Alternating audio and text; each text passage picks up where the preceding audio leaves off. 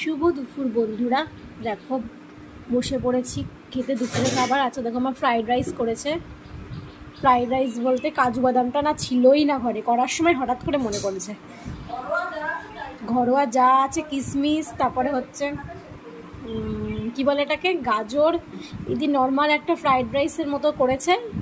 Fried rice থেকে যদিও বয়রা সবজি টবজি দেয়নি বেশি, একদম ঘরোয়া মানে ছিলই না, জানো তো কাজু বাদামটা। এমনি সবজি দেওয়ার প্ল্যান যদিও ছিল না, কাজু বাদাম কিশমিশ আর একটু গাজর দেওয়ারই প্ল্যান ছিল, কিন্তু ছিল না, এখন কি করা যাবে। আর তার সাথে দেখো পনিরের রসা করেছে একদম।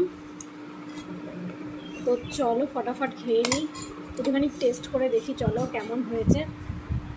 একটুখানি পনির অনেক ঝোল নিয়ে নিলাম, একটু গ্রেভিটা করেনি, একটু ঝোলঝোলই রেখেছে, কারণ কি যেহেতু মাখিয়ে খাবো। তো শনিবারের নিরামিষে না, প্রত্যেকদিন ওই নিরামিষে কী খাবো করে করে ভাল লাগে না, তাই প্রত্যেকদিন একঘেয়েমের খাবারের থেকে আর কি এরকম খাবার। খুব গরম জানো তো। তো চলো একটু টেস্ট করে দেখি কেমন হয়েছে খেতে। ভালোই হবে নিশ্চয়ই, ঘরোয়া খাবার তো সবসময় ভালোই হয়।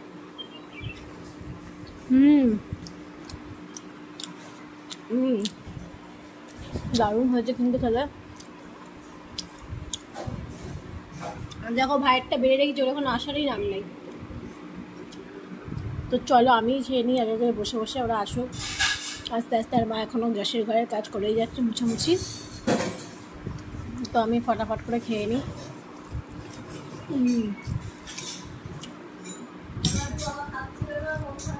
তো খুব ভাল লাগছে খেতে।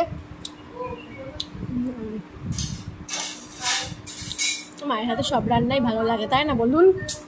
মায়ের হাতে সব রান্নাই ভালোই লাগে খেতে। মা ওখান থেকে কথা বলছে, আমি বলছি ভিডিও করছি বলো না, তাও বলেই যাচ্ছে না। তো চলুন বন্ধুরা, বেশি বকবক না করে তাড়াতাড়ি করে খেয়ে নিই। টাটা।